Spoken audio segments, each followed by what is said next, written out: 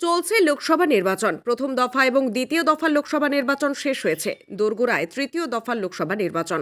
আর এই নির্বাচনের মাঝে কুণাল ঘোষকে নিয়ে রাজ্য রাজনীতি তোলপাড়। কুণাল ঘোষ যেসব কথা বলছেন তা যে রাজ্যের শাসক দলকে অনেকটাই অস্বস্তিতে ফেলেছে। কুণাল ঘোষকে দলের বিভিন্ন পদ থেকে সরিয়ে দেওয়ার পর থেকেই কখনো সংবাদ মাধ্যমের সামনে, কখনো এক্স হ্যান্ডেলে তিনি বিভিন্ন বিস্ফোরক মন্তব্য করেছেন। এইসবের মাঝখানেই আজ শনিবার সকালে কুণাল ঘোষকে সঙ্গে নিয়ে শুরু হয় তৃণমূল কংগ্রেসের জরুরি বৈঠক। ডেরেক ওব্রায়ানের বাড়ি লাগোয়া অফিসে সেই বৈঠক হচ্ছে বলে সূত্রের খবর। কুণাল ঘোষকে নিয়ে এই জট ভোটের আগেই শেষ করতে চায় তৃণমূল। এখন দেখার বৈঠক শেষ হবার পর এই অস্বস্তি মেটে কিনা তৃণমূলের। সূত্রের খবর, আজ সকালে কুণাল ঘোষকে নিজের গাড়িতে করে ডেরেকের বাড়িতে নিয়ে যান ব্রাত্য বসু।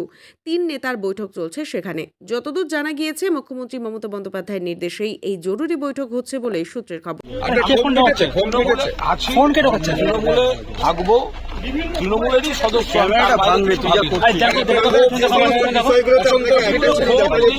ব্যাপার না, কিছু আলোচনার বিষয় থাকে, সেই আলোচনাগুলো হচ্ছে। যিনি আপনাকে সাধারণ সম্পাদক, রাজ্য সাধারণ সম্পাদক পদ থেকে সরিয়ে দেওয়ার চিঠিতে সই করেছিলেন, তার বাড়িতে এসে বৈঠক করছেন। আমি যেহেতু কোনো চিঠি পাইনি, ফলে আমি তো অফিসিয়ালি কমিউনিকেটেড নই। এবার কোথায় কি হয়েছে তারা ভালো বলতে পারবে।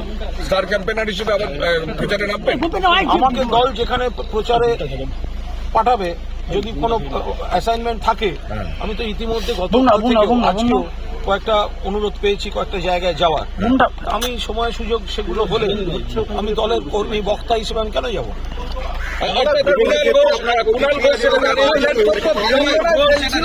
সেই জন্য কুণাল ঘোষ সেটা জানিয়ে দিলেন যে তিনি দলের অ্যাসাইনমেন্ট পেলে তিনি প্রচারে যেতেও রাজি। কুণাল ঘোষ এবং একই তার নাম আমরা শুনলে